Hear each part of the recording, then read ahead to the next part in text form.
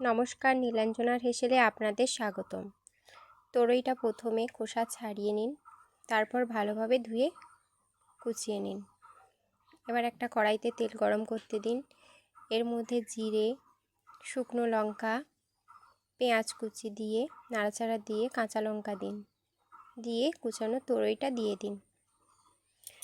দিয়ে ভালোভাবে নেড়েচেড়ে এর মধ্যে হলুদ গুঁড়ো দিয়ে নাড়াচাড়া দিয়ে ঢাকনা দিয়ে দিন।